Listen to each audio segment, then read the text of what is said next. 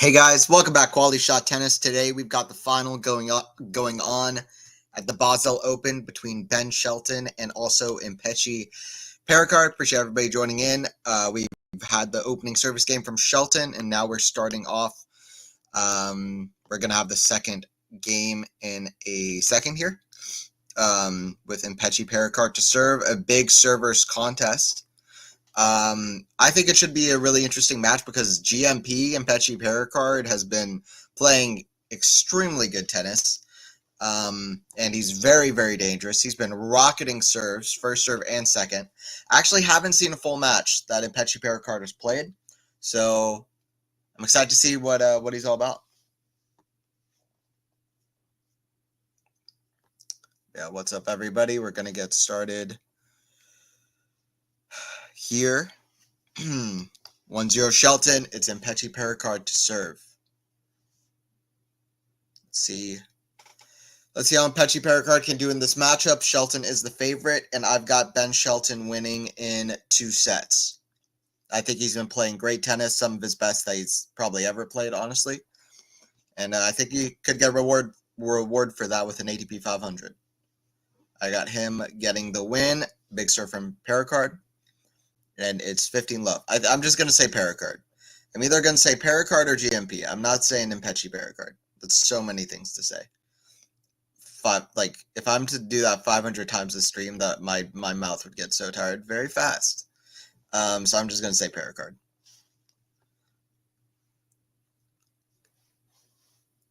Serve from Perricard to that's an ace down the tee, 30 love for Perricard.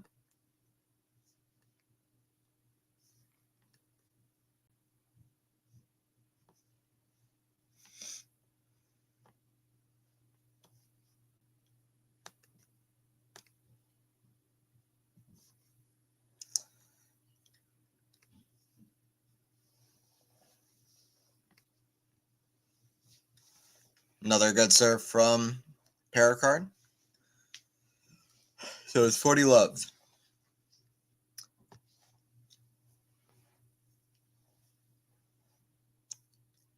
Let me know how you guys are doing in the chat. Tell me in one word, what's your emotion, what's your mood at the moment? Or something that you're up to, but one word to describe your life right now. Serve from Perricard, the backhand of Shelton, forehand of Perricard. So the backhand of Shelton, forehand. Yeah, I feel like Perricard doesn't really sound quite right either, though. I might say, I'll try saying MPETSHI Perricard, and then I'll see if I get too tired saying that over and over again. I'll try. 40-15.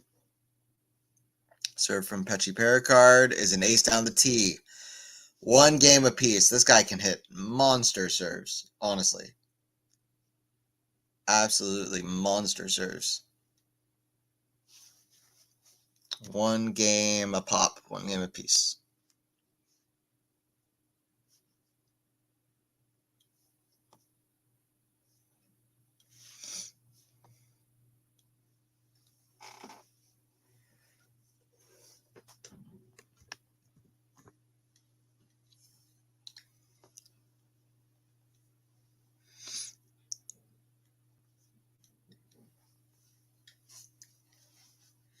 Serve here from Ben Shelton.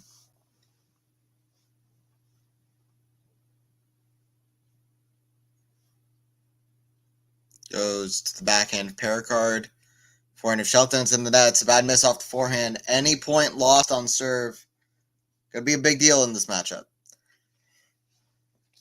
Definitely not the most, let's say, flashy or probably entertaining final that we're going to get this year, I would think. I don't think it's going to be number 1 on paper. It's these are 2 players that are very dictated by their serves and their serving performances. But in terms of the careers of these 2 players, it's a huge final. ATP 500 final.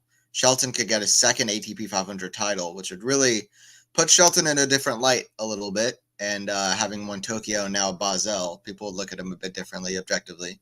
And GMP, I think, looking for a second title this year. So big match for both. Forehand chip. Forehand of Shelton, inside out. Forehand of GMP. Forehand GMP to the backhand of Shelton. That goes out. 30 all. I might say GMP. That kind of sounds the best, I think. Yeah, I'm going to say GMP, I think. How's it going, Sean? Draper won it up the bridge. So let's go. Yeah, okay, so Draper was up a double break of that second set. I watched as Hachinov took the reins back on the match. But Draper was playing unreal tennis, so glad to see Jack get the win. I've been high on Jack Draper for a long time, and I'm not like he's one person that I can't be like I was there before everybody else. I was not, but it's just been quite obvious that he's a real talent coming up.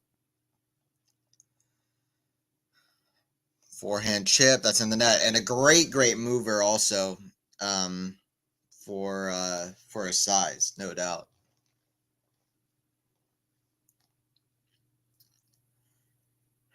.40-30. If he could just like kind of improve his net play a little bit and his kind of, I don't know how consistently and effectively he's coming to the net,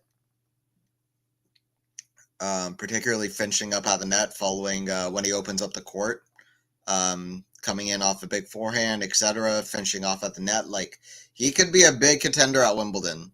I'll tell you what, he's somebody to watch out at Wimbledon. He likes these fast courts, and Wimbledon really rewards his game. So I would watch out for him the next couple of years at Wimby. Imagine Draper Alcaraz Wimbledon final. That would go off. That would be great. By the way, deuce game in this match. We might not see that many of these, to be honest. GMP just barely misses the return wide. Advantage to Shelton. Serve. Not placed too well, though. Forehand chip back from MPETSHI Perricard. Forehand to Shelton. Backhand slice of Perricard. GMP with the backhand slice. The forehand of Shelton. That goes out. Back to deuce. MPETSHI Perricard looking for a crucial break here early on. These early stages. But I mean, Shelton winning this is one thing, but MPETSHI Perricard winning an ATP 500, that would really put this guy on the map for everybody. So it's a big match for them. Serve out wide, forehand chip return, forehand to Shelton, goes back to the forehand to Perricard, backhand volley, that goes out. That's not a good play from Shelton. He had it down the line open, just decides to go right back to the Perricard forehand. You don't want to, in a big moment like that, you don't want to play it, I guess, safe. Just go for the winner. Go for the big shot. You know? Does Perricard resemble any of the former serve bots?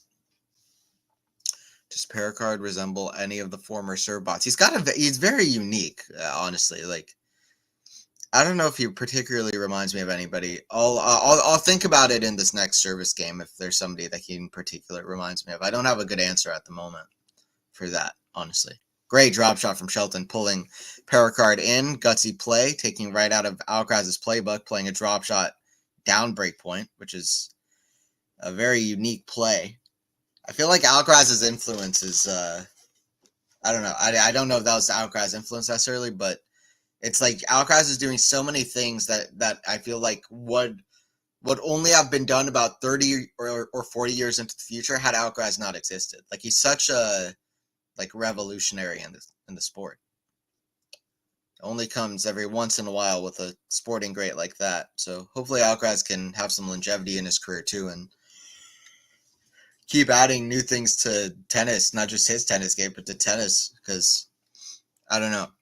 I feel like that kind of mindset and hitting drop shots to that extent, especially down big points, has really changed a lot of players on the Pro Tour, seeing that that's possible at the highest level to do that successfully, especially if everybody's staying so far back all the time. Forehand Shelton hits it inside in, backhand, that's in the net. MPETSHI Perricard with a crucial break. GMP, wow, down a couple of game points as well. And Shelton couldn't put away the game. Shelton not good enough on the serve, not placing the serve well enough at all. Some poor costly decisions going right back to Perricard and some unforced errors, and GMP does pull a break together 2-1. That could be the first set over, honestly.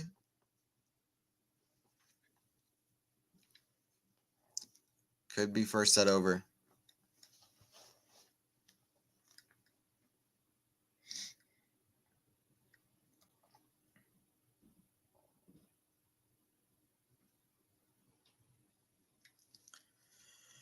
Let me know your predictions in the chat. I had Shelton winning in straight sets, but GMP is looking like he wants to make this a completely different story.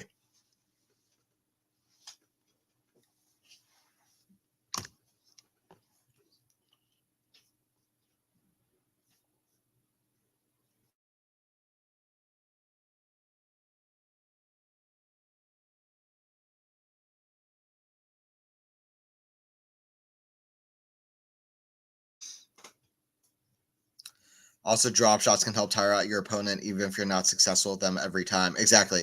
And it plants that scene to your opponent's head. Like, listen, I have this in my toolbox. I'm all about planting seeds in your opponent's head. I mean, that's such a big part of the game. And saying, listen, even if I'm not hitting the drop shot every point, I have that in my toolbox, and I will use it. So you have to be ready to run forward. And then if they're ready to run forward, you can just kind of smash a ball when they're expecting a drop shot, and it's going to put them completely off balance. You might even get a winner there. Second serve for GMP.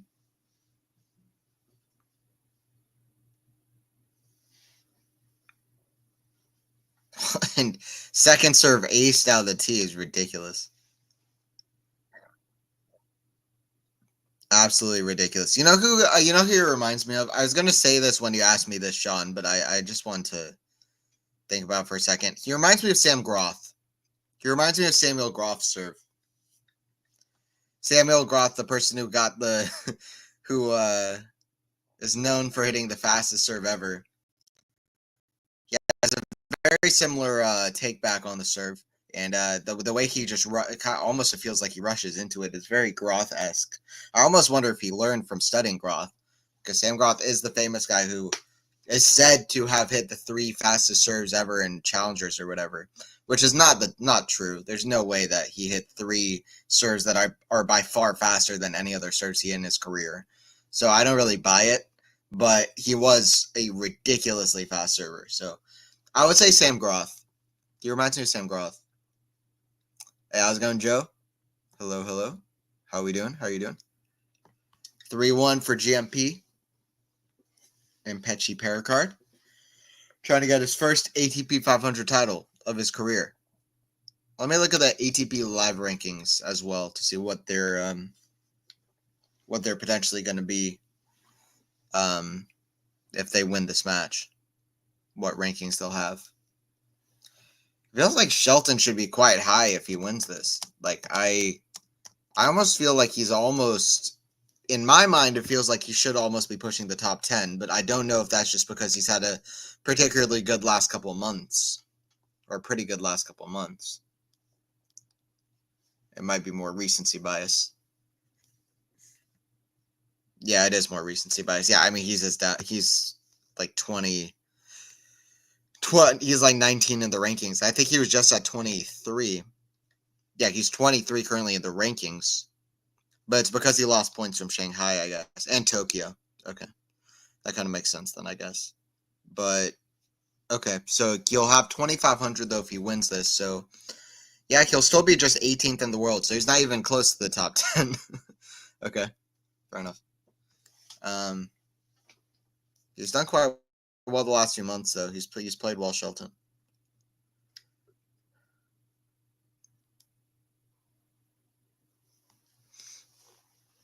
How he gets to 30-15. Both these guys very capable of breaking the serve speed record, in my opinion. In my opinion, the current serve speed record that I fully buy is, I think Milos Raonic hit 156 or 155. Roddick hit 155.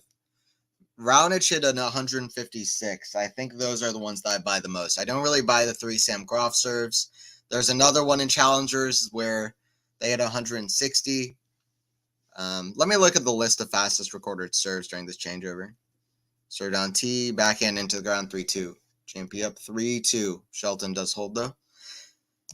List of fastest recorded serves. And then we can kind of weed out the BS here maybe for some that I don't really quite trust.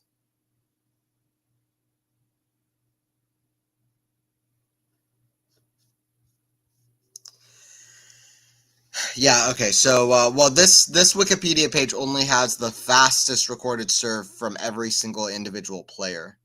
But here it is. So,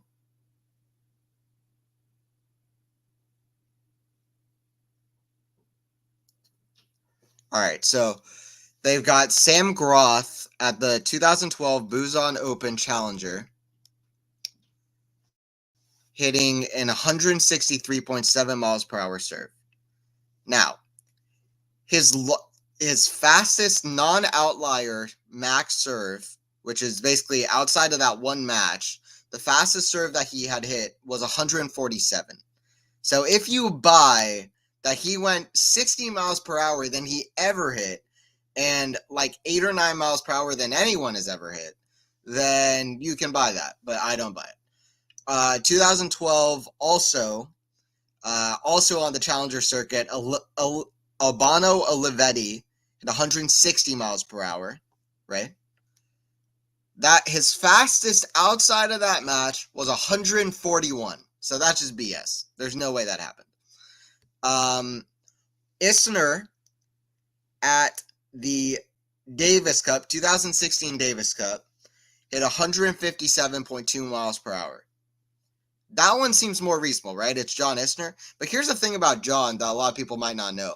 Isner was one of the fastest servers, but that's more in terms of consistency than anything else. When we're talking about the most top speed, like the highest top end of their serve speed, I'll tell you what I mean. Serve down T, GMP, very good, 15 love. Isner was more regularly hitting like 138 miles per hour to like 145, like in between that range. He would very, very, very, very rarely go over 145. Like, I think Ben Shelton has a possibility of having already more 145 plus serves than Isner did in his whole career. He didn't hit that many of them, honestly, as far as I'm aware. I think, like the fastest servers, I think Andy Roddick hit more serves above 150 than Isner ever did. His fastest outside of that match was 149.9 miles per hour. So he just suddenly hit 157 in Davis Cup. I've watched the serve and it didn't look that fast to me. It's just an eye test. But Davis Cup often has weird like scoring things that serve speed things that don't really make sense to me. Karlovic is another one. I watched this serve. You can look it up. Karlovic, fastest serve ever, Davis Cup. It just doesn't look like it's 156 miles per hour. In fact, I think the other guy got it back, if I'm not mistaken. So I don't know. There are some of these I just don't buy. Forehand goes out from GMP.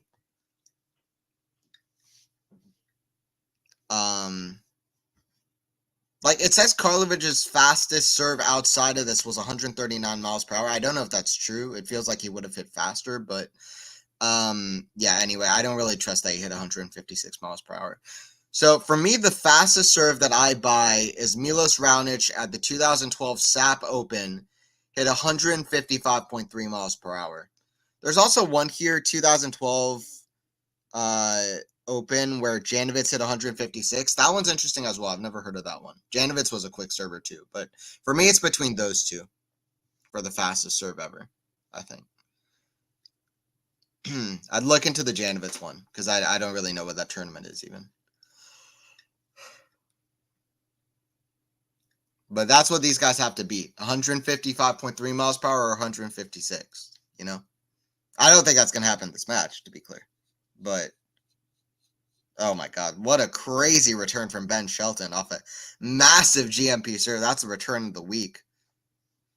What a shot. That's something you would have seen in UTS. That was basically a squash shot. Return was faster than the serve. Serve out wide, backhand Shelton. The backhand Perricard goes behind Shelton. Shelton misses wide. Shelton just can't afford to make those kind of errors, though. I mean, it was a really tough shot, but he has to make those tough shots in on those points because he has to understand how vital those points are when he has half a chance inside this GMP, inside this MPETSHI Perricard service game. He has to feel like that's when he has to keep the balls in the court. Body serve is a great serve, and Shelton can't get around it. It's 4-2 for GMP.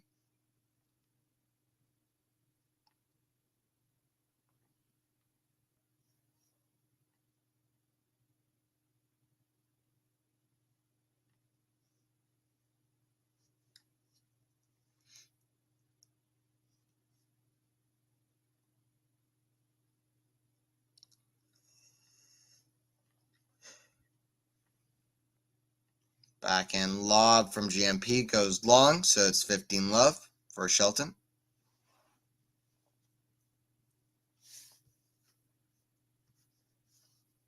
Great to see Draper winning today. 100%. Yeah, it's second title of the year. Very good. Top 20 is jam-packed with good players. Yeah, I feel the same, honestly. I think the top 20 is good. I think the 10 through 20 range right now is pretty strong. I feel like almost the 10 through 20 range almost looks better currently than the 5 through 10 range. Like the form of the players in the 10 through 20 spots might literally be better than the form of the players in 5 through 10. That's what it feels like right now anyway. Part of that is us coming to the end of a very long season and a lot of players at the top of the game being tired. They have played the most matches because they go deep in tournaments all the time.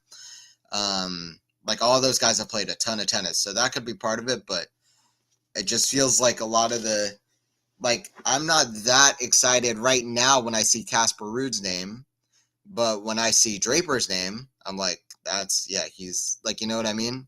I don't know. Backhand that's in the net from MPETSHI Perricard, 30-15. MPETSHI Perricard, one of the one-handed backhands of the tour.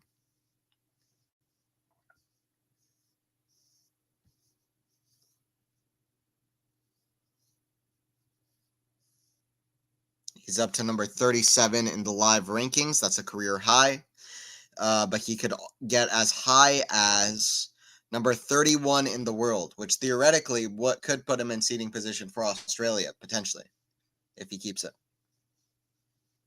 There's usually a few withdrawals, 1 or 2 withdrawals, so as long as he doesn't drop down like 3 or 4 spots from there till the end of January, then he could be in seeding position for Australia with a win here. Big serve from Shelton is an ace, 4-3. I like both the serve motions that these guys have though. Like in terms of watching big servers, some of my favorites to watch, I would say Karlovic, Raonic, Roddick, and these two are up there with some of my favorite actual serves. Raonic has my favorite serve to watch. Not the most exciting thing. I think sometimes when people are explaining, oh, tennis is so exciting to watch, and they're explaining it to people of other sports, they go right to, oh, but when like a player hits a big ace, it's so exciting. No, it's not. No, it's not. It's not that exciting. That's kind of the part that's least exciting. You're like, man, when can we have a good rally during a pivotal moment as tension keeps building up in a match? That's exciting. Somebody going up to the line at 40-love and hitting an ace is not that exciting. But if I was to rank my 5 favorite serves, well, Sampras, no doubt. Also, Ivan Nisevic has a great serve. There are players throughout history that have great serves, so I don't know. I guess I'd put Sampras above GMP. So my personal favorite serves that I've seen, and I haven't seen a lot from back in the day, McEnroe's serve was fun to watch, to be fair. Federer, there's a lot. I don't know. I can't really rank him. I guess Sampras has my favorite. Sampras or Raonic has my favorite kind of big serve to watch, I guess. I would say. Also, my WTA player to watch out in the next few years, Danilovic won a tournament. Hell yeah, I saw that. I saw that she's at a career high ranking, which is very exciting. Also, Schneider is going to be at a career high ranking of number 14. Schneider's had a great season, along with Mira Andreeva. They're both like top 15, I think, in the world. So good for them. They're having great seasons. And Schneider's fun to watch. I like watching Schneider. And yeah, Danilovic is also a very, very good player. Trying to join Djokovic as Serbians at the top of the game. We'll see if she can do it. I don't know what her age is. She's relatively young, right? I don't know exactly what it is.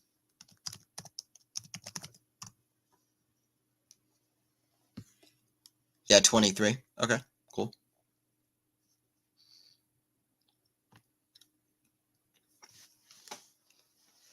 Serve from GMP coming here, trying to just maintain this break until the end of the set.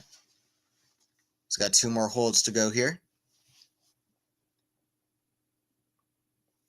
It's just so crazy. It's like he's done nothing in his life in MPETSHI PERRICARD but just perfected the serve. It's like he's just been. It's like he was locked away in a room for 20 years and it was just like, just practice your serve. That's it. It's got a perfect serve, and it's so like you almost just barely can even see it. Blink and you miss it type serve.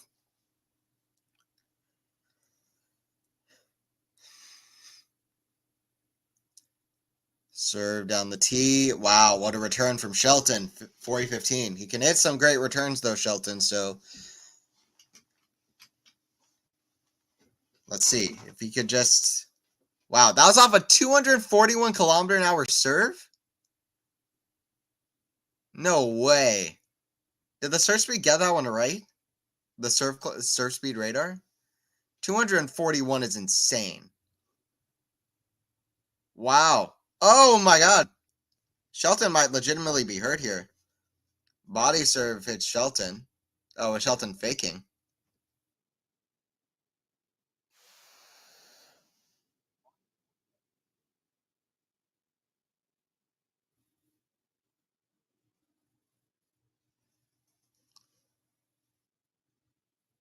Perricard with a huge body serve that hits Shelton. I want to see this again. I just hit his hand.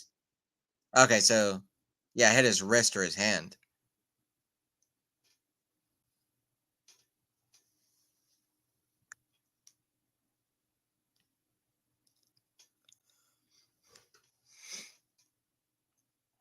Seems to be okay though.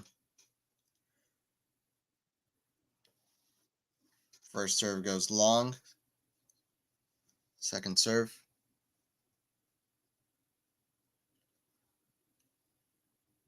Quick serve, backhand slice of Perricard. Forehand to Shelton. Inside out. Inside out again, but into the net. A return winner off of 241 kilometers an hour serve is so insane. That's 149.7 miles per hour serve return for a winner. Speaking of fastest recorded serves, is that his fastest? No, his fastest is 152. It's insane. If anybody breaks the serve speed record from this generation, it's got to be one of the 2 guys that we're watching right now on the court. 149.7 miles per hour. How did Shelton manage to return that for a winner? Great shot from Shelton. Perricard just not too comfortable moving inside the court. Hits a half volley into the net. Top the net. Serve from Shelton. Can you get an ace? No, but just enough pace on it. Right down the middle of the box. That doesn't matter anyway. Shelton kind of sacrifices Shelton sacrifices placement of his serve for first serve percentage and being pretty high percentage in terms of getting them. Forehand cross court most of the time. Lob, smash Shelton. Yeah, put away. He's got great reach, Shelton. Great positioning. Great overhead serve. He's very Sampras-like in some ways, Shelton, in his game. Definitely see a lot of resemblances with Sampras. And I don't know, is Sampras a big idol for Shelton? I wonder because I've always seen that resemblance. 5-4. I don't think Shelton's quite done with the set yet. Let's see how much fight he's even able to put in a GMP service game.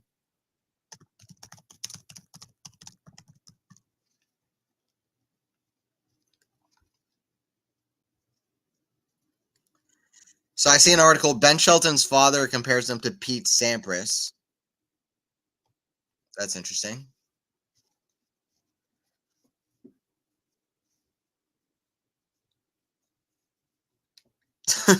Well, okay. Ben Shelton's coach and father, Brian Shelton, who's also a player himself, has backed his son to match the achievements of Pete Sampras at Wimbledon. Good luck. Talk about putting a lot of pressure on your son. Sampras won what, 7 Wimbledons, and was very dominant there against incredibly good grass quarters.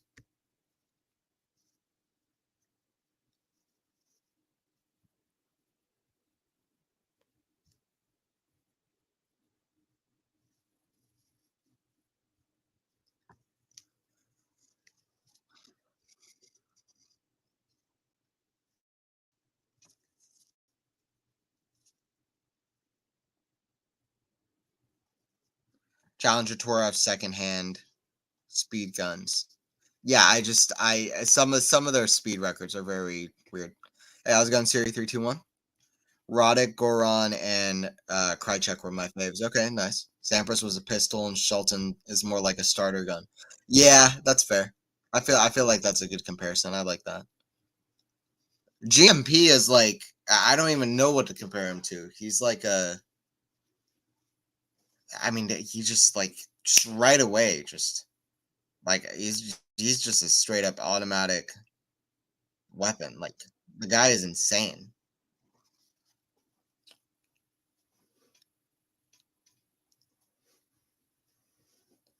Drawback release, just huge bombs from GMP. It's called a let. Was going to be an ace from GMP. 3 points away from the set and from taking the first set and being one set away from his first ATP 500 title. First serve goes long down the tee.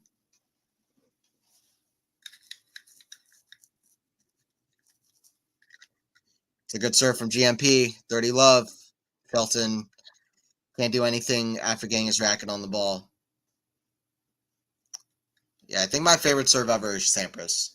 I don't think anything matches Sampras. I just love watching Sampras in general.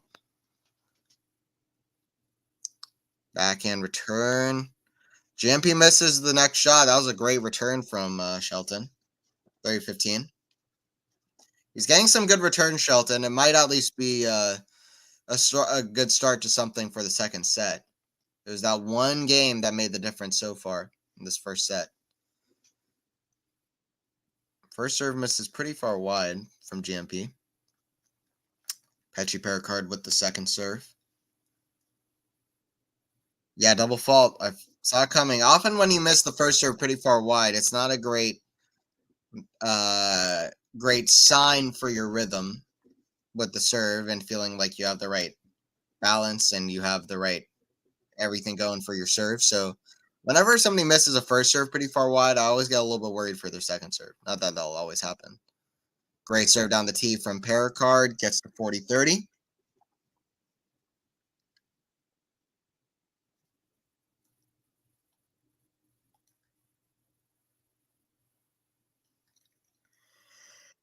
Serve out wide for Shelton. That goes out. GMP does grab the first set and is one set away from an ATP 500 title. No celebration. And we will not see a celebration until he's picking up that trophy.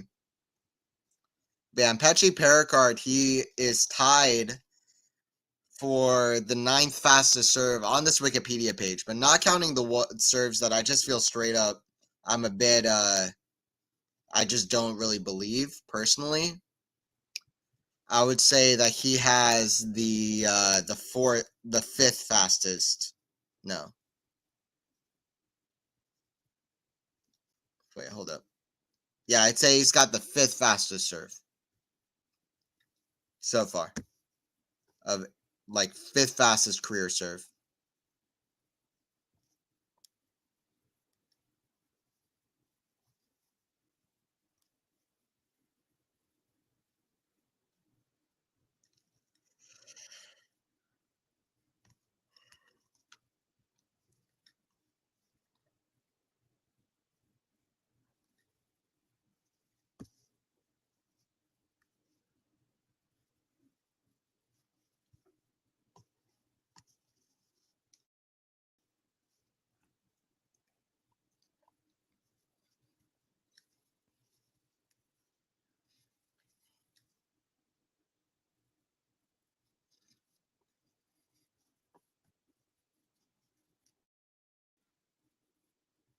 Sampras was a genius player, really, absolutely, 100%, Sean.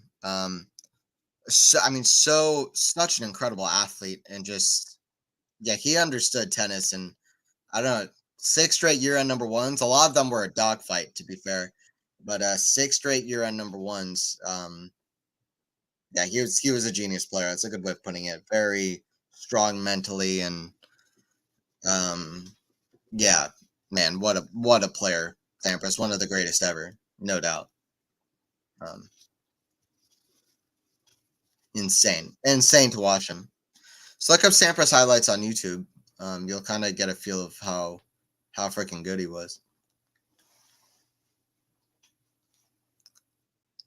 One of my favorites. Big serve from Shelton starting us off. 15 love.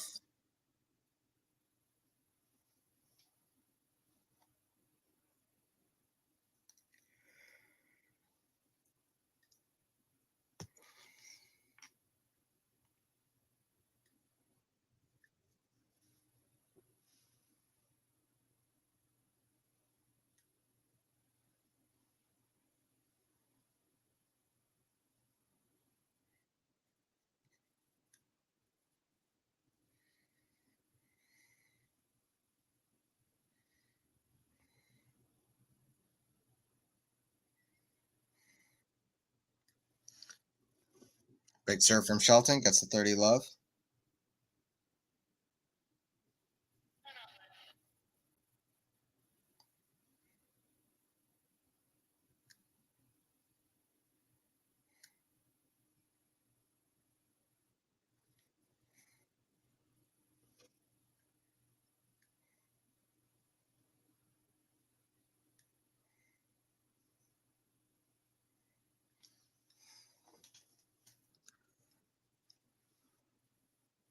Forehand, backhand of GMP. Smash Shelton, put away, 40 love. Shout out to Draper this week. He played such a good level. Good to see a week of big servers winning with Jack, and then well, we will, I guess, whoever wins this. So makes sense now that we're in the indoor hard courts. But yeah, Jack got a title on grass. He got a title now on indoor hard courts. Very good. Good stuff for him. Biggest title of his career so far. His celebration after he won that match, Draper, says a lot too, because I don't know. He looks so, I don't know. You have to have that like happiness of winning, I feel like, as well, to really become a very, very great player. I mean, I think I think every player is a little bit different, but I think like my theory is that the all-time greats, or at least the very vast majority of them, have a love of winning that is maybe greater than like almost anybody else. Like a lot of players just like hate to lose more than anything, but you also have to have that like love of winning where you just like can't get enough of it. So I think every player is different, but I think that's a good sign. Like whenever I see somebody really like happy after they win a title, I don't know. I guess I'm a little bit too interested in like body language of players and seeing how they react. It's just interesting to me. But it doesn't always mean a whole lot. But I think if players are whenever I see a player like that just really celebrate and really get like passionate and really fired up, I think it's a good sign that they're going to put the hard work in, the hard miles, and be real resilient. And I think that love of winning is really important in tennis somehow. I think that can be sometimes the extra kind of secret recipe. Not just the hating to lose bit, but I mean, hating to lose is one thing, but everybody hates to lose. Does everybody love to win that much, though? Big serve out wide. It's 30-15.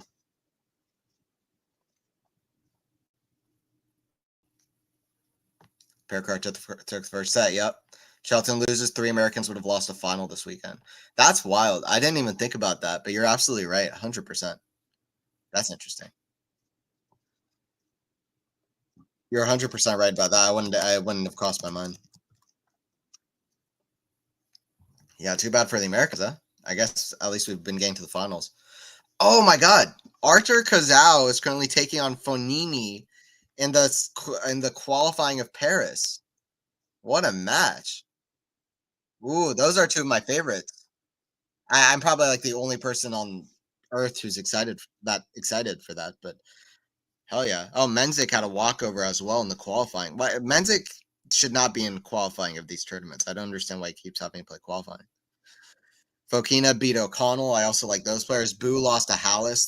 These are strong players, man. This is what I'm talking about when I say the depth in the top 100 is strong. Like, this is the qualifying for a Masters.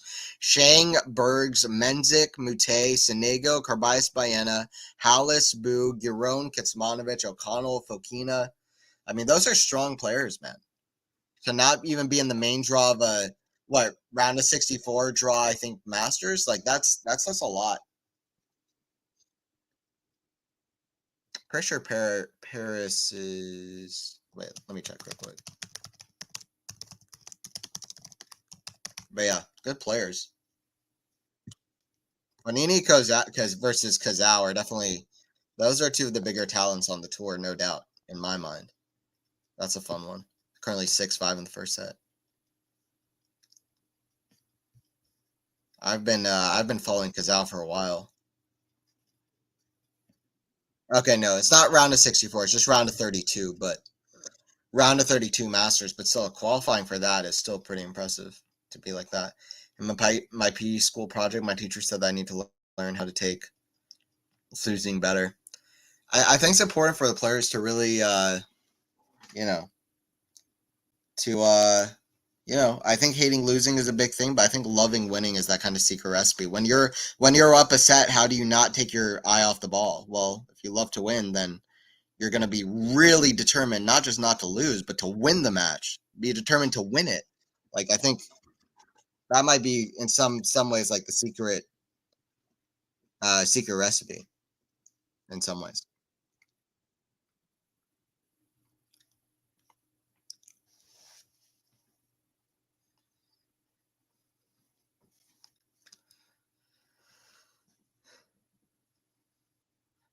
Kick serve, forehand of wow. Incredible returning out nowhere from the Frenchman. We're at 40-30. Good stuff.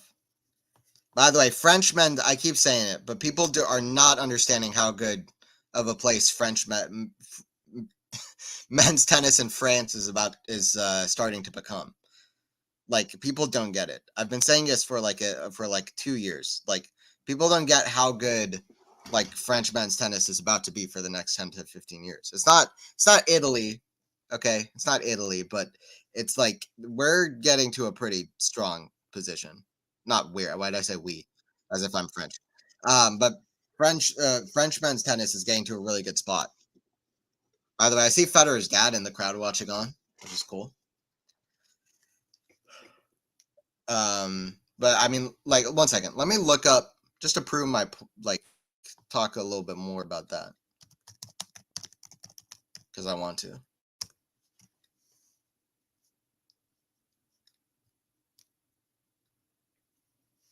I mean, we had a lot of good French players over the last era or so, but none of those guys, let's say, got to the top 3 in the world. None of those guys won a slam. Only one of those guys even got to a slam final. That was Joe Wilfried Tsonga, his first and only slam final back in 2008. So those guys did well, but they definitely could have done slightly better. They were real consistent. They were in the top 10, 15 in the world for a while. But I think that the next generators can be even better. Or at least their peaks can be even higher, in my opinion. Particularly because they're not going to have the big three in the way as well. Let me pull up the list of players so that I can see it.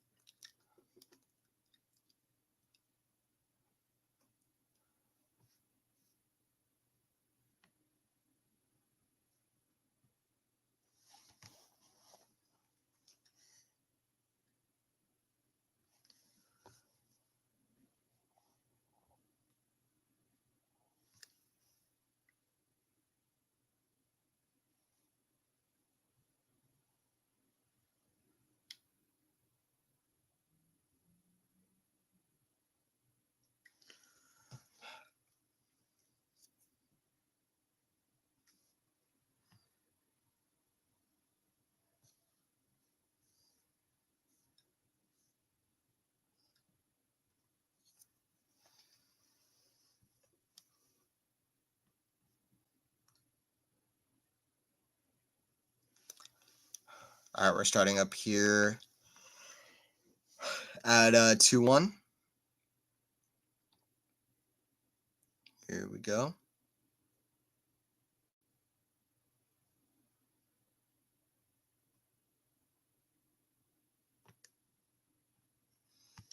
Serve from GMP is very good. Down the T, 30-15. Or, yeah, ace from GMP. All right, so I pulled up the French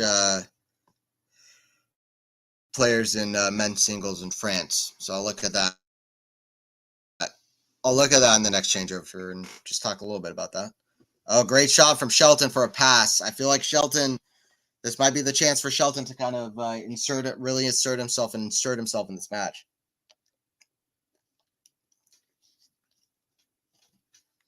This is the chance for the American. It's not all up to him, though. Let's see how GMP serves. Shelton gets a return, backhand volley. Oh, Shelton goes for a pass and he misses it. I had it lined up. He just went for a little bit too much. I didn't have to go that crazy with it. He should have more so put the priority in getting it in and making GMP have to hit the volley, in my opinion. He didn't really have that angle there for a pass, so it was nearly impossible. Backhand, forehand, inside out. That's in the ground from Shelton. GMP is strong and forcing his way through this match. It's 2-2. He is 4 games away from his first 500 title. Are the French men's tennis better than Czechia? I'll look at that. I'll look at that in the next changeover. I'll look at Czech Republic versus France. If you want to name one more country, I can look at that too and compare those 1 or 2 countries to French men's tennis as well. But I think French men's tennis is really in a good spot, particularly when you look at the ages of the players, which I'll look at in a minute. Italy is in the best spot. It's not even close. Like, Italy has Sinner, who's the best player in the world right now, and then they have like 50 other players who are incredible, who all have the same name. Nardi, Arnaldi, McNaldi, what, like, I don't know, you know. Berrettini, Musetti, Bellucci, Mattia Bellucci, not the Brazilian Tomas Bellucci. Or Thomas Bellucci, I don't know how to say his name actually. But anyway. Serve here from Shelton. First serve goes wide, second serve.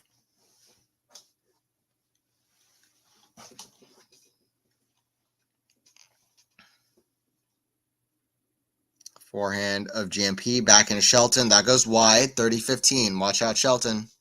Don't want to put lead GMP back into this game. Darderi, exactly. Darderi, yep. Sonego, yep.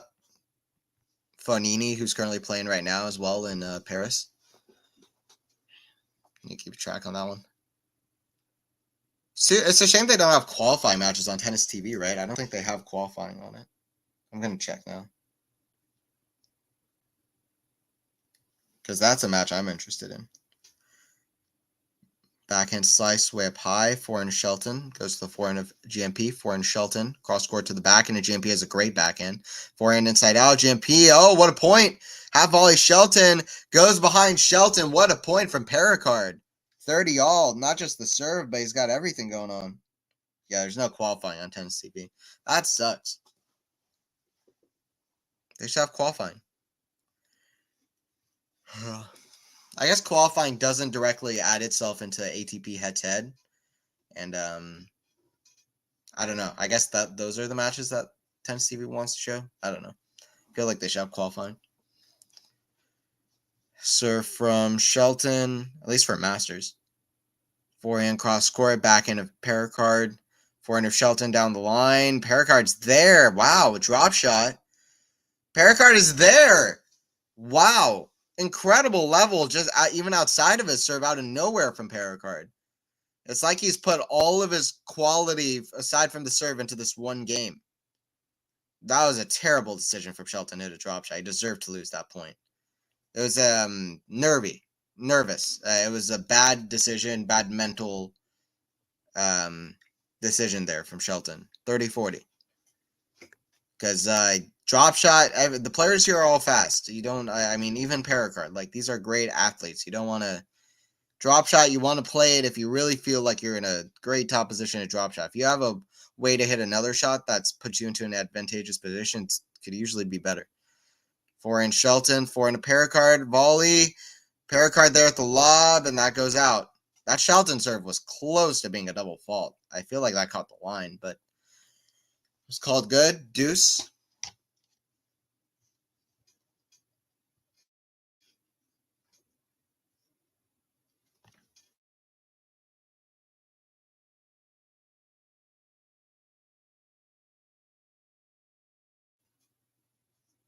Matthew Shelton will win this final. I love it. How's it going, Matthew? I like the prediction. Let's see. Can he fight back here? Forehand chip. The forehand of Shelton. Backhand of Perricard. Misses it long. Advantage to Shelton.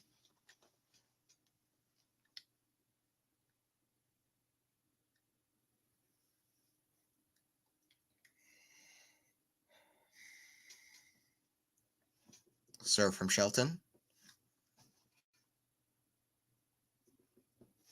Misses it long.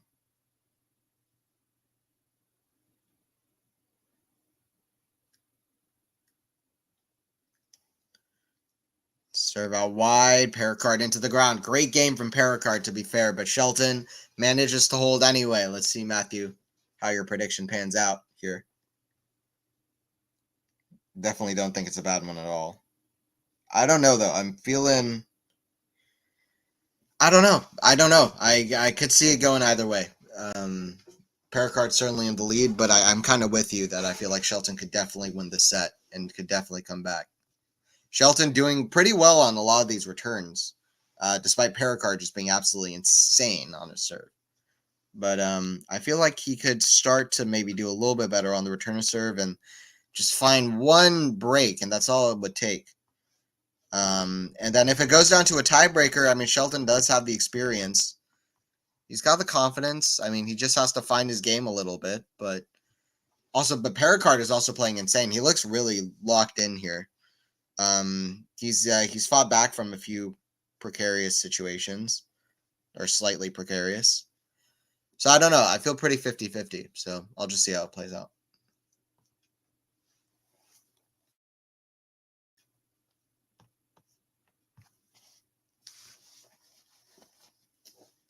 What I need to do is keep an eye on that Arthur Cazal Fabio Fonini score, because I don't know why, but those are two players that are just some of my absolute favorite players. There are a few players like that aren't like super high ranked right now, but I really enjoy watching. Wow, Fonini taking the first set over Cazal. Crazy. Fonini's barely been winning anything, I feel like. Kazal beat Dauphin in the first round of qualifying. That's a big win. I didn't even see that before. Kazal got to a final of a challenger last week, lost to Mackie McDonald. I remember seeing Kazal's name was in the final there. Mackie won. What about Fonini, though? Fonini, I feel like just hasn't been winning any matches almost. So he beat Maraza in the first round. It's a great win. Before that, yeah, he lost like 3 matches in a row. Yeah, he's been not winning a whole lot.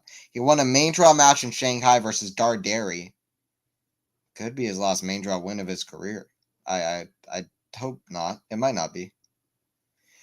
Anyway, he might qualify into Paris. That'd be cool. I hope to see it. Fonini, one of my favorite players, to be honest. Has been for a little while. Serve from Perricard. I mean, it's just literally unfair. It's like a cheat code. Perricard's serve is like a cheat code. Like, how do you defend against this? It's laughable. First serves and second serves. Like, this, I mean, I've never seen anything like it, almost.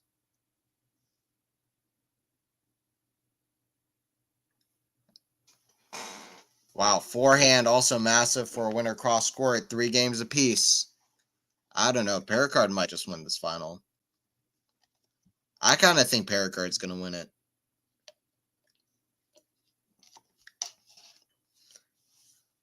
I don't know. Maybe I'll take, if I was to make a prediction right now, I'll say Perricard wins the second set in a tiebreaker. I don't know. Hard to say. Hard to say, honestly, because I feel like Shelton is still like he was a favorite coming into this match. He's beaten some big names. I just feel like I don't know. He's got the more experience. 15 love. If he can just hold his serve, then he's still very much in it with a shot. 1 hour on the match clock. Serve down the tee. It's contagious. Shelton serving ridiculously. 30 love. Serve here from Ben. It's in the ground. 40 love. Shelton going for the record here with fastest hold ever. We've barely been over 30 seconds here, it feels like.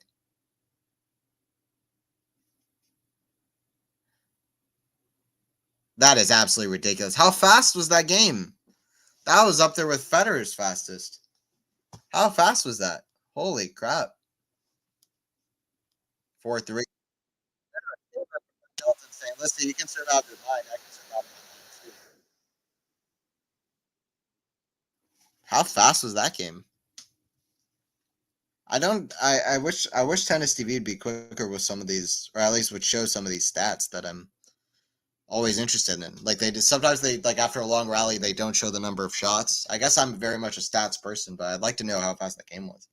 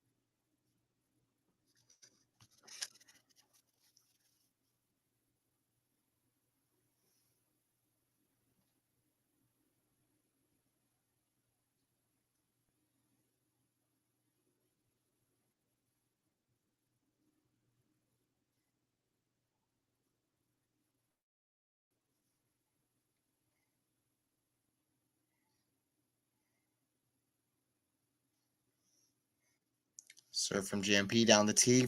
Backhand Shelton gets it. Forehand down the middle. Very good from MPETSHI PERRICARD.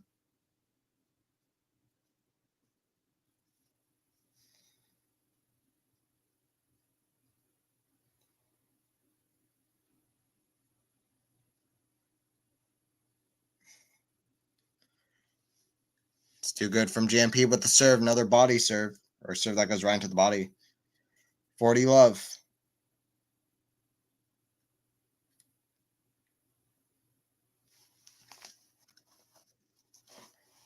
Both these guys just not losing points on serve anymore.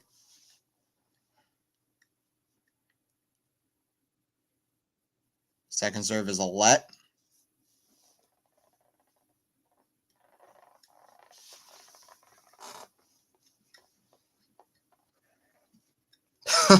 Second serve ace. I mean, this is just comical. 4 games apiece.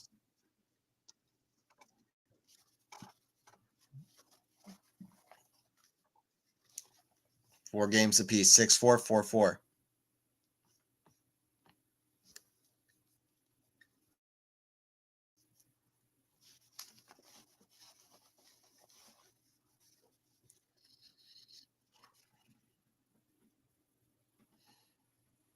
Shelton with the serve.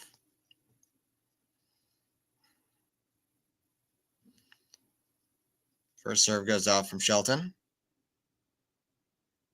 Card appreciating the racket skills of Shelton catching that ball. Serve out wide. That goes out the return of PERRICARD. 15 love.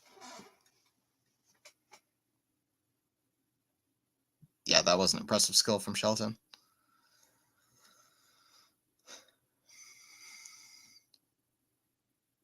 Serve out wide. Backhand return. Goes to the forehand of Shelton down the middle. Backhand Shelton. Goes to the backhand of PERRICARD. Backhand down the line. Oh, it goes just out. That was not a bad attempt, though. That wasn't like, terrible unforced error. That was close. 15 all. Still. And PERRICARD notably on the scoreboard in this 4-all game. And big serve from Shelton is an ace, 30-15. I'm going to look at the ace's stats during this next changeover. Oh, and then I'll look at the, I forgot during the last changeover, I'll look at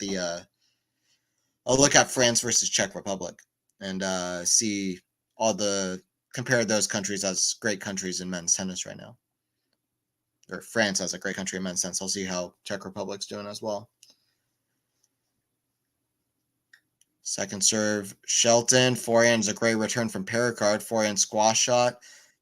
Forehand inside in. Drop shot from PERRICARD. Shelton runs. Cross court. PERRICARD goes behind Shelton. Half volley. PERRICARD's there. Back and cross court. I feel like PERRICARD's taking Shelton's spirits a little bit. He looks a little bit mentally not quite there, Shelton. Like his intensity is a little bit, could be higher. I mean, I don't know why he goes for that half volley there. Surely he gives himself more time if he can. 30 all. I mean, that serve would break anybody's spirits, to be fair. But he needs to get them back, Shelton. Kick serve, high percentage. Out wide is a great serve. Smart serve. 40-30. Goes to the forehand, kick serve, but finds a perfect spot there. With an out wide kick serve. He hasn't really hit that, particularly off the first serve. Great serve down the tee. Very good hold from Shelton. Gets a game away from the set. We're still on serve, though. Which in this match is very, very notable.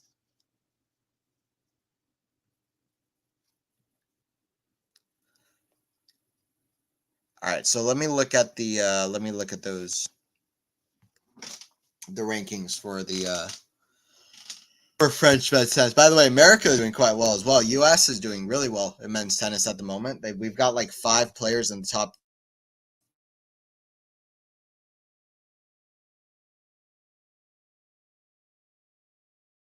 US Open final and fifth. I really don't get it. Like people people completely and utterly refuse to give Fritz the dues that he deserves. I'm not saying like, oh my god, he's incredible. I'm not saying he's like the best player in the world or nothing, but I'm just saying that he's really had a great season. He's had some great results. He's played incredibly impressive tennis. And he just doesn't really get the dues that he deserves. He's had an underrated season still.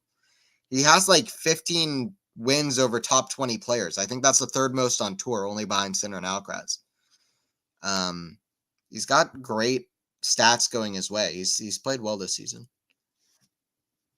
Okay, speaking of French men's tennis, so yeah, here you go. So this is to me, I think this is pretty wild. So here are all the names in the top, let's just say, there's a lot of French men's tennis players. But okay, let's say top 100 first. So we've got Hugo Humbert, who's 26 years old, just turned 26. He's still got a little while in the game for sure. Arthur Feast, number 20 in the world. He's 20 years old. He's a big one. And MPETSHI Perricard, 50 in the world, 21 years old. That's going to be higher after this week. You have Gilman Fee still in the mix. You have Manarino still in the mix. You've got Arthur Rinderknecht. You have Moeller there, Alexander Moeller. You've got Moutet, who's 25 years old. You go Gaston, who's 24. You've got Arthur Cazaux, 80 in the world, 22 years old. That's a big one. You've got Luca Van Notch, who's 20 years old, 117. You also got Harold Mayo, who's 22 years old. You've got Lucas Pouille, Quentin Hallis, both great players as well, still around. Benjamin Bonzi or Bear. Now we're outside the top 100, but and then all these players are in the top 250 in the world. Atmain, Grenier, Barrera, Drogout, I don't know how to say his name. Lestien, Royer, Martineau, Chidek, Kayakad, Blanchett, I'm butchering these names, but Escoffier, Hemery, Blankenau, or however you say that name, Janvier, Janvier. Like, there's a lot of players, and especially if you look at like the top 150, like so many good players who are pretty young as well. So I just feel like people don't talk about where French men's tennis is at enough. By the way, now French men's tennis in trouble right now in this match. Shelton, for the first time, has won the first 2 points off of Perricard in the service game. It's now 4-5. But Perricard with a very strong serve out wide, and just even in slow-mo, the pace of shot is insane. 15-30. I just want to note, for anybody who's not watching the match, Perricard has this very kind of, like, just deadly look in his eye, like, all the time. He's just like, I'm here for the kill. Big serves, that's what I'm doing. Like, that's just the vibe right now.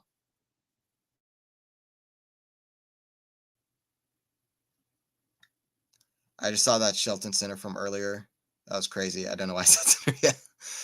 Shelton returned from earlier. Yeah, insane. Off of MPETSHI Perricard, 241 kilometers an hour serve, 149.7 miles an hour. Absolutely nuts. It was almost a forehand squash shot return from Shelton. Nuts. He's hit like 2 return winners that were very impressive. What a game from Perricard. From down left 30, just sprays 4 service winners. Unstoppable from GMP. And does that break Shelton's spirits, or does Shelton have more fight left in him?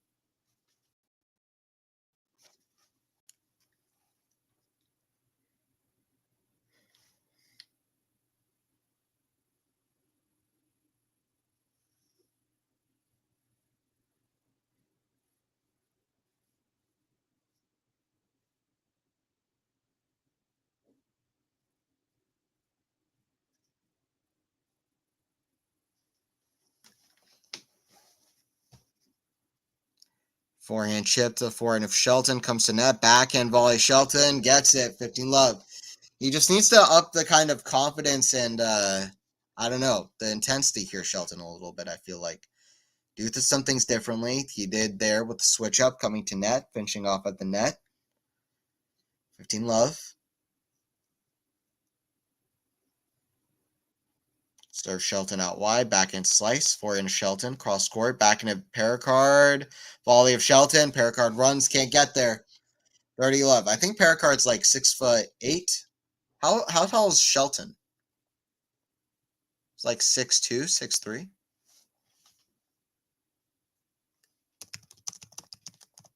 He's tall. I like walked past him. He like walked into the same room that I walked out of at the same time in Atlanta. He's tall, 6'4". That makes sense. Got a big serve for 6'4" as well. That's an error from Shelton. Gets to is now at 30-15. We're just an hour and 13 minutes played. No long rallies in this one, unsurprisingly. Serve Shelton, forehand chip, forehand of Shelton. Goes to the backhand of Perricard, cross court, forehand of Shelton down the line, forehand of Perricard. Goes to the forehand of Shelton. Backhand Perricard, cross court, goes to the forehand of Shelton. Forehand Shelton, cross court to the forehand of Perricard. Forehand cross court, again, goes to the backhand of Perricard down the line. Backhand slice way up high. Cross court.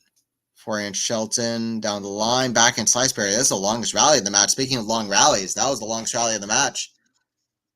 I just said they're not having long rallies, and now Shelton misses a forehand there. Perricard not just winning the service points, but winning the rallies. Can he keep up the intensity here? He might need it, Perricard.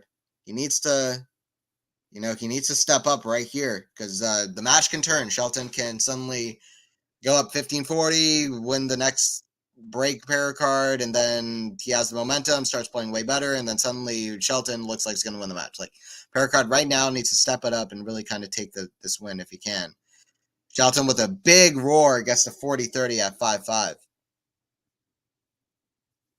I'm just telling it like it is. Wow, what a serve from Shelton.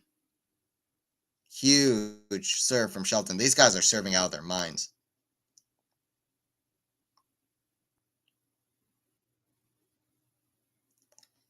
First serve in the net.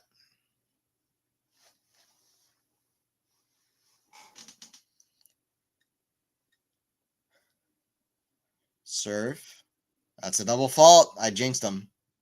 I absolutely jinxed him.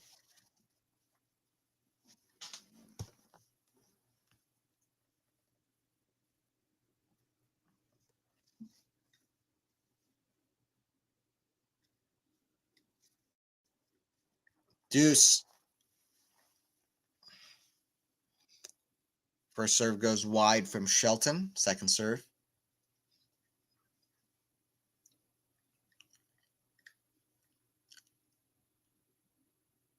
Second serve. Backhand slice of Perricard. Forehand to Shelton. Cross court. Goes to the backhand slice of Perricard. It's going to go wide. Not a good miss from Perricard. Completely mishits the backhand slice. So far wide, it almost looked like he was playing on a different court. He's trying to aim for a different court. Advantage to Benny Shelton, the American, trying to get to 6-5.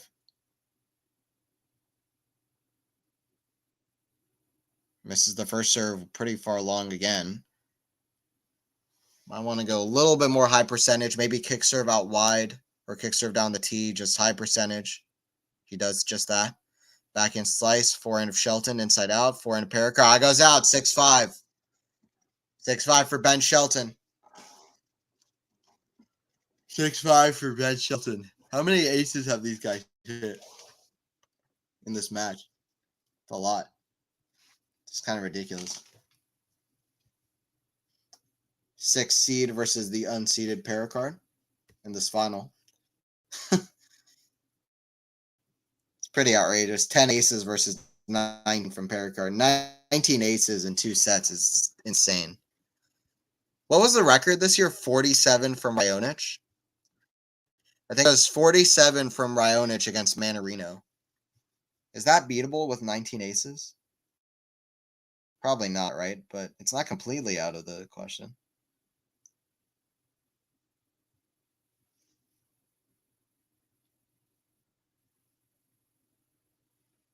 Yeah, Raonic had 47 aces. So, I mean, no, okay, it's pretty much out of the question because we're more than halfway through the match. Best case scenario, let's say he hits 4 aces in this next game. He gets to 23, and then we have a tiebreaker to play. If it's a long tiebreaker, it's a bunch of aces. He could get to best case scenario, I'd say like 28. And then you'd have to hit like that puts in perspective how crazy it is that Raonic hit 47 aces in one best of 3-set match.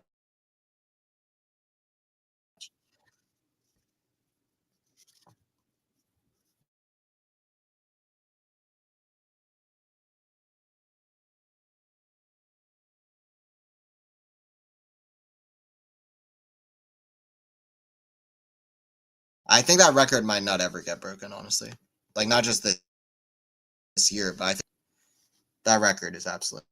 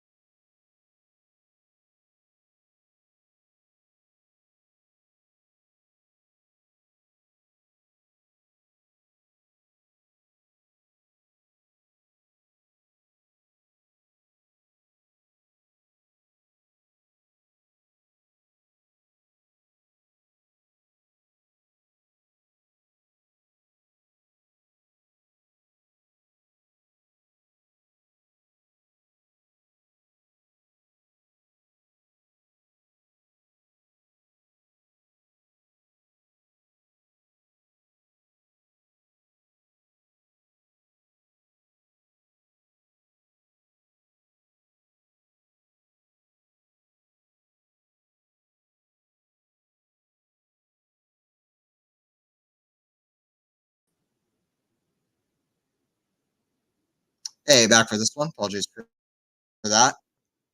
Apologies for a technical.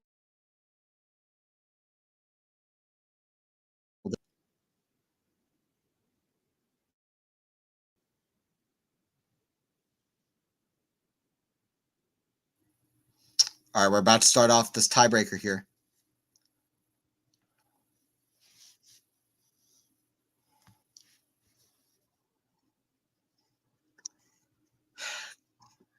Or it seems that way anyway. Perricard. Shelton gets a return off a overhead, but Perricard with a very good one-handed backhand winner down the line. Strange point, but Perricard is the victor in it. One of the few kind of flashy points, creative points we've had in this match, but is what it is. That's what you would have to expect. Let me know who's winning this tiebreaker. What do you think is going to be the score? Whoever gets the closest, I will shout you out in the chat. I'm gonna say Perricard wins it. I'm changing my tune from what I said. I think I said Shelton to win this match at the start of the match, but I'm gonna go with the Perricard 8-6. I'm going with Perricard 8-6. Let me know in the chat. Let me see in the chat. I want to see people disagreeing with me. I want to see people saying no. It's not gonna be Perricard 8-6. It's gonna be Shelton 7-0. Who will win? I'm going with Perricard. Forehand. That's gonna go long. 1-0. But I'm going to go with Perricard. He's looked really tough.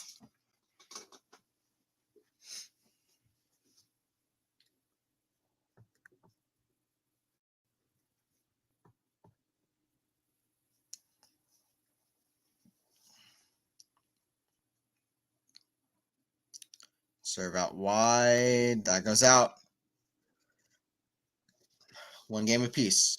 Sorry, one point apiece. 1-1.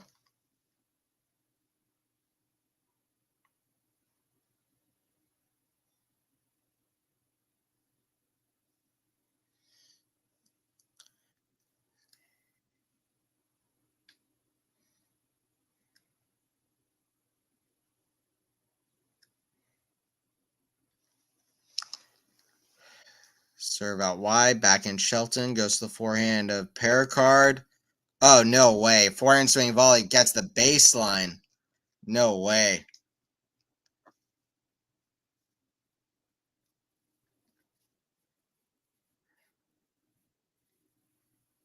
Little bit lucky. Or no, it's in front of the baseline, but still a very weird shot from Perricard. I think it's a slight miss hit, but good shot, though, to be fair.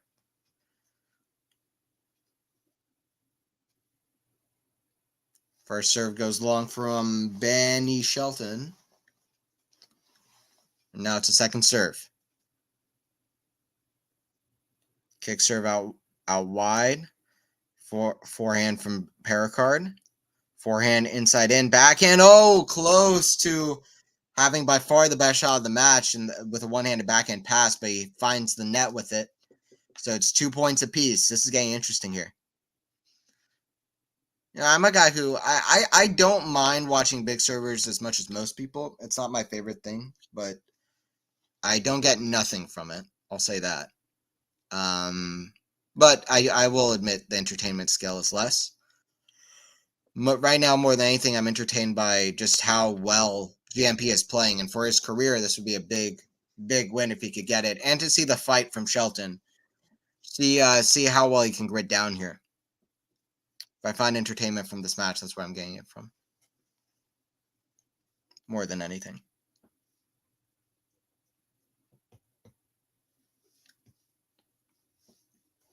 Serve from GMP. Goes out wide. Forehand to Shelton's a great return. Forehand cross score. That's too good. That was just a high-level point all around. 3 points a pop. 3 points apiece. All right, let me know who's winning it.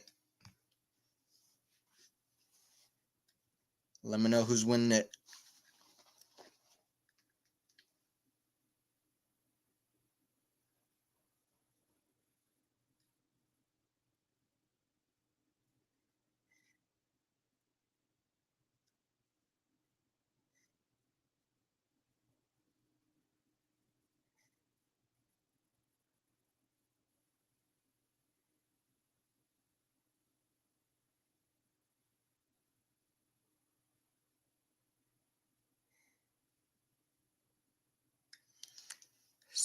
Serve from MPETSHI Perricard goes long. Second serve from the Frenchman. Big point here.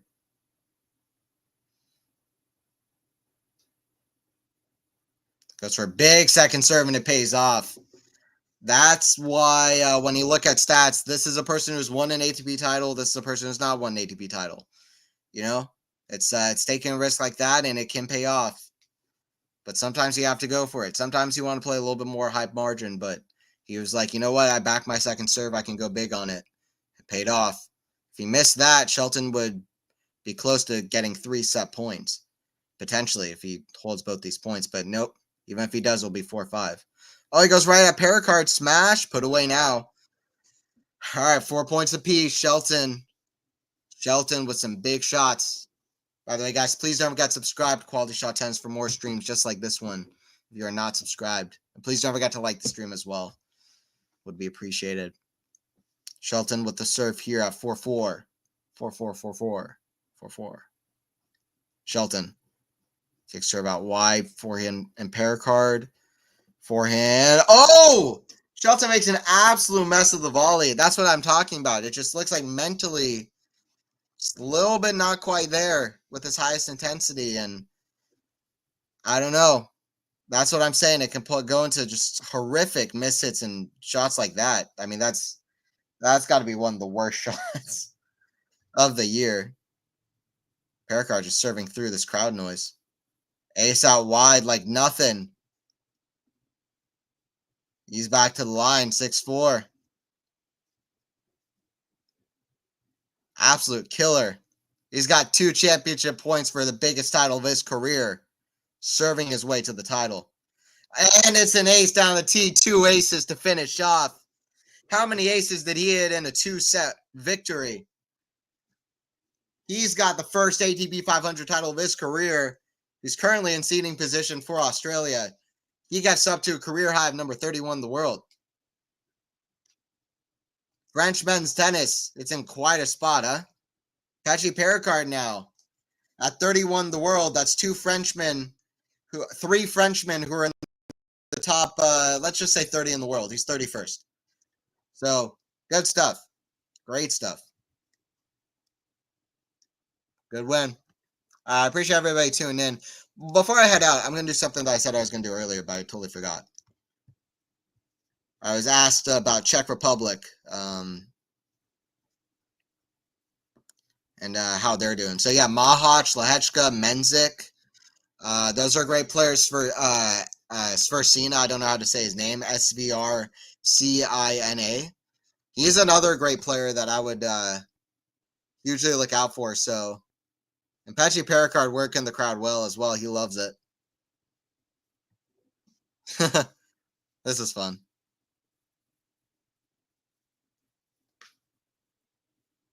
Reminds me a bit of Joe Willie Song, another person who came from France. The way he was working the crowd there. Nice. Love it. Good stuff. So yeah, I mean Mahac, Lehečka, and Menzik. Those are three players. And then yeah, Sversina could be quite good as well. He's always looked good whenever I've seen him. But those three players, yeah, 19, 22, and 24.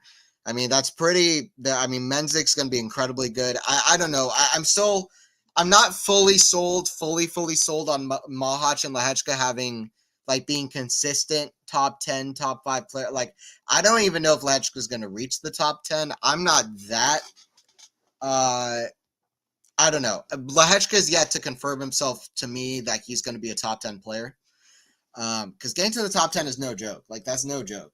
Not just, oh, this young player is good, he's going to be top 10. I don't really think like that. Mahac can get to the top 10. I'm not fully convinced he's going to, but if he keeps up this level, he should get to the top 10 or 15 in the world. But Menzik is going to be quite good. So I'm still not fully convinced about the consistency and longevity of the other two. In terms of French men's tennis, just looking at France, for me, it's basically just those three players, too. For France, I feel like they have a lot of players I'm excited about. That's the difference with France. The depth is better for France. Arthur Fils, I feel like, is going to be quite good. I feel like Van Osh is still going to rise a lot. I feel like Kazao is going to get quite high. And then you have just so many other names in the mix is the thing. So I don't know. It's pretty much a toss-up. I don't know which country I'd say is better because those are three strong names. But honestly, well, no, Humbert. I forgot about Humbert. So yeah, with Humbert, France is definitely stronger. I mean, Humbert, Fils, Kazao, then you've got Van Osh, and you've got like 10 other players that are quite good. So yeah, I'm gonna go with France. I think is the better country. But I think Menzik might be the best player of both countries. So, but anyway. French men's tennis is in a good spot, so agree Menzik has the higher ceiling. Yes. That's my opinion. I think Menzik has the higher ceiling. Yes. All right. I appreciate everybody tuning in. And yeah, thanks, Matthew, as well. I always appreciate your very analytical comments in the chat. Whenever I see your name in the chat, I'm always like, I'm gonna get something analytical. I gotta step up my own game here. I gotta step up my own game here. What's the record for most aces in a 2-set victory? Because Perricard hit like 22 aces in 2 sets. That's not the record, but that's a lot. Anyway, I'll see y'all guys later. Appreciate y'all tuning in. And yeah, join in for more streams. We'll be here covering Paris. Paris was fun last year. Join in for that. It's going to be good. See you guys then, and peace.